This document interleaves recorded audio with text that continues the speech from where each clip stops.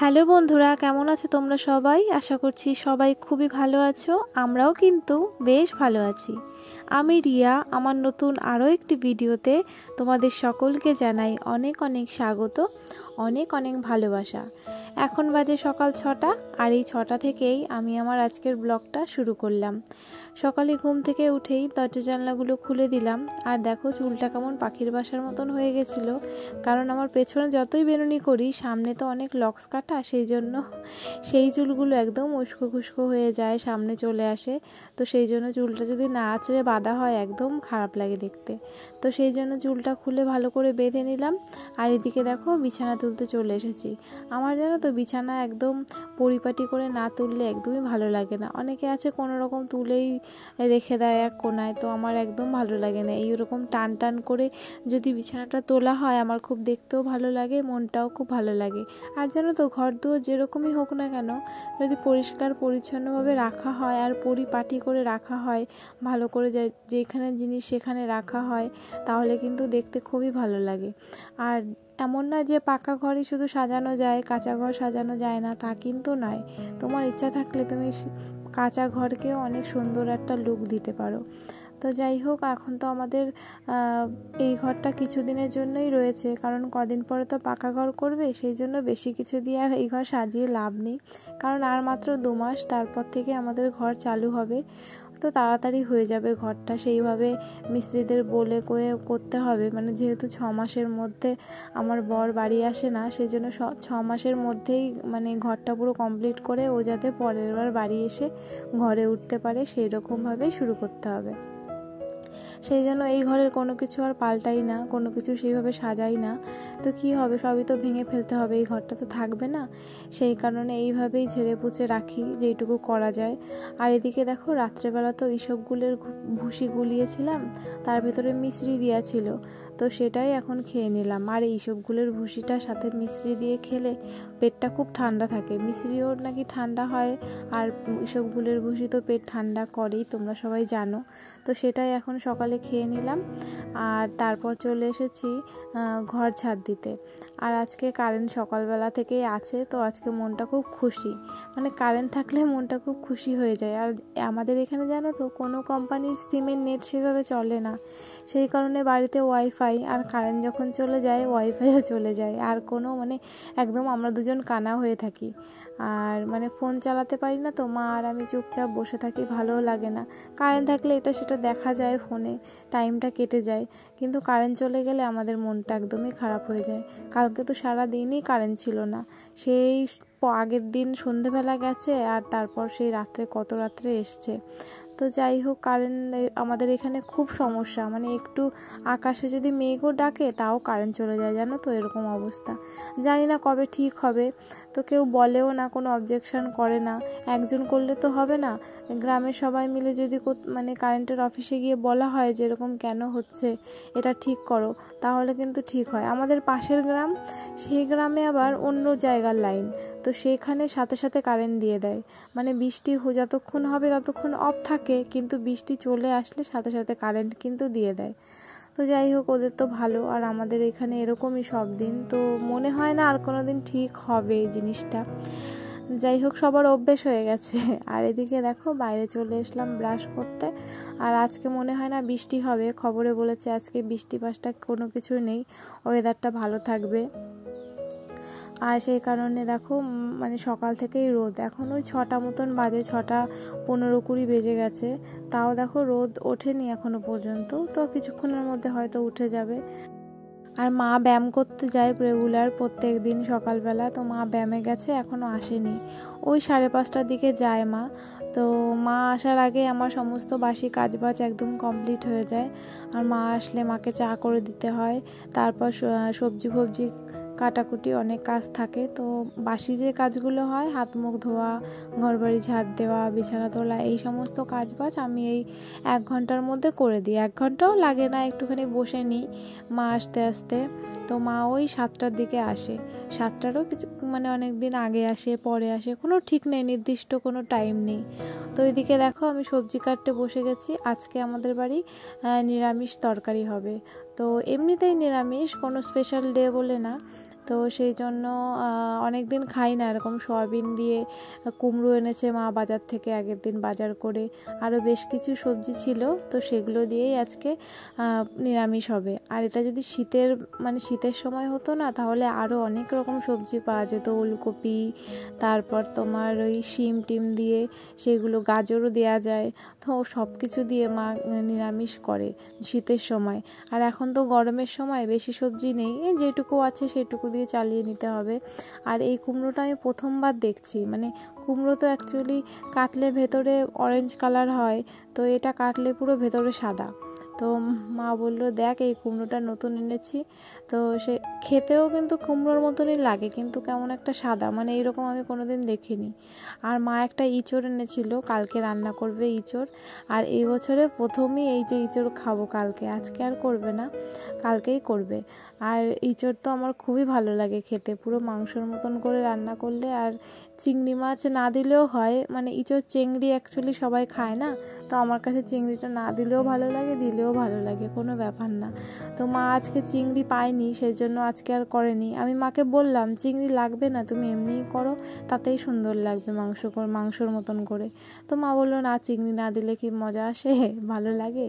তো যাই হোক, সেই জন্য আজকে মাছ পাইনি বলে, আর আজকে বাজারে যায়ও নি মা সকালে, আর আমাদের এখানে আজকে চিংড়ি মাছ আসেও নি। ওই যে রাস্তা দিয়ে কাকুরা আসে, তো ওনারা আজকে আর আসেনি।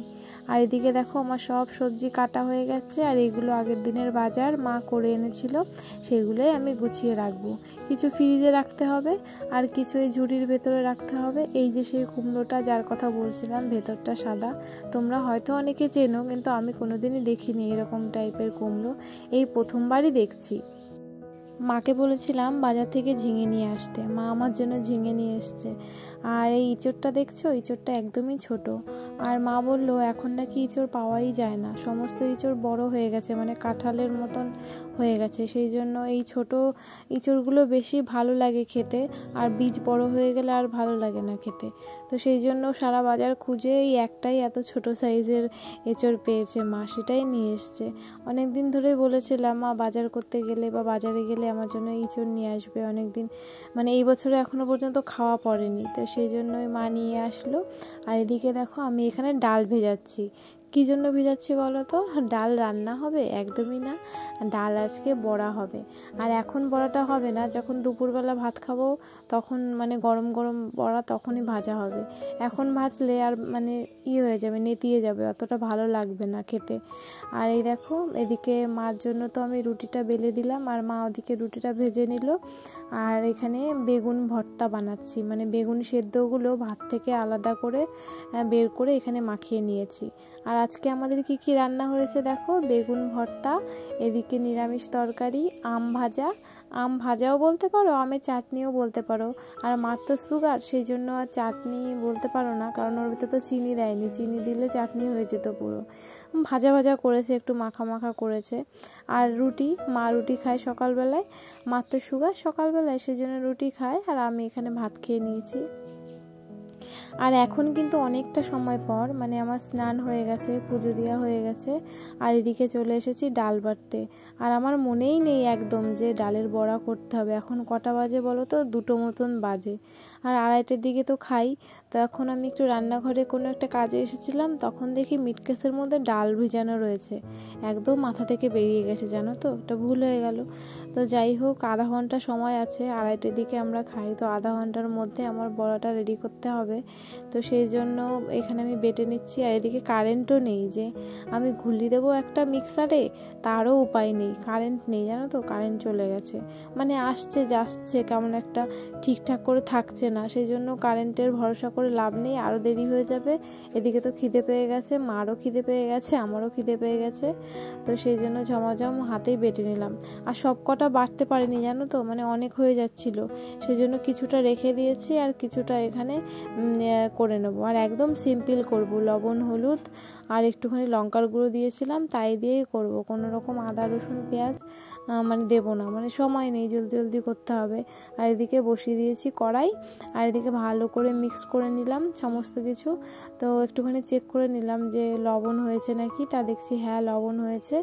আর এদিকে দেখো কড়া আমার গরমও হয়ে গেছে অলরেডি তোমাদের সাথে কথা বলতে বলতে। আর এদিকে তেল দিয়ে দিলাম, আর একদম অল্প তেলে ভাজবো। আর বেশি তেল আমরা তেমন একটা খাই না, মানে তেল যত কম খেয়ে পারি সেরকমই মা সেইভাবেই রান্না করে, আমিও করলে সেইভাবেই করি। তো তোমরাও মানে চেষ্টা করবে তেল সমস্ত কিছুতে কম দিলে। তেল দিলে যে স্বাদ হয় তা কিন্তু না, অনেকে বলে যত বেশি তেল দেবে তত বেশি স্বাদ হবে রান্নায়, এরকম কিন্তু একদমই হয় না, কম তেলেও ভালো রান্না হয়। মা আজকে কম তেল দিয়ে নিরামিষটা রান্না করেছিল, এত সুন্দর হয়েছিল খেতে কি আর বলবো। তার মধ্যে আবার সয়াবিন দিয়েছিল, সয়াবিনটাও আমার বেশ ভালো লাগে খেতে। আর এদিকে দেখো মানে এত তাড়াহুড়ো, মানে আমি একটুখানি রাখবো তারপর উল্টাবো তা না, সাথে সাথে উল্টে দিয়েছি, একটা তো কড়াইয়ের সাথে লেগেই গেল, বাকিগুলো ঠিক ছিল। তো যাই হোক পরে আবার কড়া থেকে ছেড়েও দিল, তো মানে সাথে সাথে উল্টানো হয়ে গেছে, একটু তো হবে, মানে সেই সময়টুকু নেই, জলদি জলদি করছিলাম। তো এরকম 2বার করেই করেছিলাম, এক খোলা হয়ে গেছে, আর এই এক খোলা করলেই হয়ে যায়।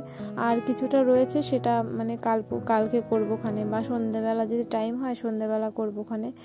আর বেশি বাটিনি, আর অনেক হয়ে যেত, খেয়েও পারতাম না। আর এটা না গরম গরম খেতে হয়, ঠান্ডা হয়ে গেলে একদমই ভালো লাগে না খেতে। সেই জন্যই ভেবেছিলাম যে দুপুরবেলা যখন ভাত খাবো গরম গরম ভাজবো, তো সেটাই করলাম। আর বেশি টাইম হয়নি জানো তো, তো তাড়াতাড়ি হয়ে গেছে।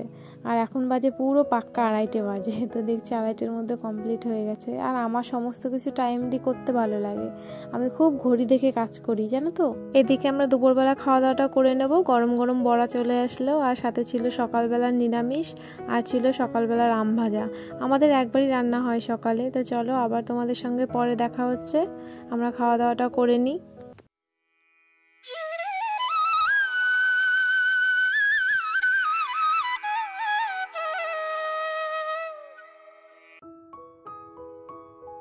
শুভ সন্ধ্যা বন্ধুরা, চলে এসেছি অনেকটা সময় পর, এখন সন্ধ্যা হয়ে গেছে, দেখলে তো সন্ধ্যা ধরানো হয়ে গেছে। আর এদিকে দেখো উই পোকায় ভরে গেছে, এই যে কদিন আগে বৃষ্টি হলো না, তো সেই কারণে উই পোকাগুলো সব মাটির ভেতর থেকে বেরিয়ে যেখানে আলো পাচ্ছে সেইখানে কিন্তু ওরা বেরিয়ে বেরিয়ে সেখানে চলে যাচ্ছে। আর কিছুক্ষণের জন্য লাইট অফ করে দিয়েছিলাম, নইলে পুরো ঘর বাড়ি পুরো ভরে যাচ্ছিল। আর ওরা কিছুক্ষণের জন্যই ওড়ে, তারপর কিন্তু ওদের পাখনাগুলো ভেঙে পড়ে গেলে আর উঠতে পারে না, তখন ওই কালো কালো যে পিঁপড়েগুলো আছে বড় বড়, ওদেরকে সব খেয়ে নেয়। আর টিকটিকিগুলো সব নেমে এসেছিলো, ওদের খাচ্ছিল সব। আর যাই হোক এখন দেখো আমরা এদিকে রাত্রেবেলা খাওয়া দাওয়ার জন্য চলে এসেছি। আর রাত্রে আজকে গরম গরম দুধ, আর সাথে তো রুটি থাকবেই, আমরা যেহেতু রাত্রেবেলা ভাত টাত খাই না সেই জন্য শুধু রাত্রেবেলা কোনো চাপই নেই, 5টা রুটি করলে যথেষ্ট। আর দুপুরে তরকারি তো ছিল, সেটা মা খেয়েছে নিরামিষ দিয়ে, আর আমি এদিকে দুধটা দিয়ে খেয়ে নেব।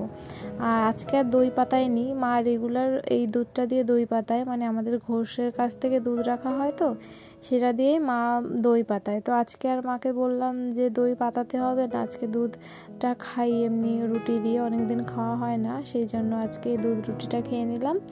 আর এদিকে পাশে মাও খাচ্ছিল, তো মা বলছে আমাকে আর তুলিস না। আর মা মানে কত ক্যামেরার সামনে আসতে চায় না, সবাই তো সমান হয় না, ক্যামেরার সামনে সবাই কমফোর্টেবল ফিল করে না, সেই জন্য আমি আমার নিজেকেই ক্যাপচার করলাম, মাকে আর ক্যাপচার করলাম না। আর এই যে রাত্রেবেলা আজকে গুলিয়ে রাখবো এইসব কুলের ভুসি সকালে খাওয়ার জন্য, তো সেটাই ভিজিয়ে রাখলাম। আর মিষ্টিটা যতই বেশি দিই চিনি আর হয় না, মানে মিষ্টি আর হয় না, তো চিনি কিন্তু অল্প দিলেই মানে ভীষণ মিষ্টি হয়ে যায়। আর মিষ্টিটা কিন্তু সেই রকম না, মানে পরিমাণে বেশি দিলেও পরে কিন্তু সেই কম মিষ্টিই লাগে, যে অতিরিক্ত যে মিষ্টিটা হয় সেটা কিন্তু হয় না। তো যাই হোক জানি না ওর ভেতরে চিনির পরিমাণ কম দেওয়া না বেশি দেওয়া, কী দিয়ে বানায় আমি তাও জানি না মিষ্টিটা। আর এদিকে দেখো হাত মুখ ধুয়ে আসলাম একদম ফ্রেশ হয়ে। এখন আমি স্কিন কেয়ারটা করে নেব। স্কিন কেয়ার বলতে ওই সিরাম, আমি তো কোনো রকম ক্রিম মাখতে পারি না, তোমাদের আগে পরে অনেকবারই বলেছি আমার প্রচণ্ড অয়েলি স্কিন, সেই কারণে আমি কোনো রকম ক্রিম জাতীয় জিনিস মাখতে পারি না। আমি শুধু সিরামটা মাখি, আর কোনো সময় এই টোনারটা যদি ইচ্ছা হয় সেটা একটুখানি স্প্রে করে নিই, মানে প্রচণ্ড গরম পড়লে। তাছাড়া আর কিছু সেরকম মাখি না। আর বাইরে গেলে সানস্ক্রিন মাখি, সেটা তো সবাই মাখে না। তো যাই হোক, আজকের ভিডিওটা কিন্তু এই পর্যন্তই। আবারও কালকে নতুন আরেকটি ভিডিওর সঙ্গে চলে আসব।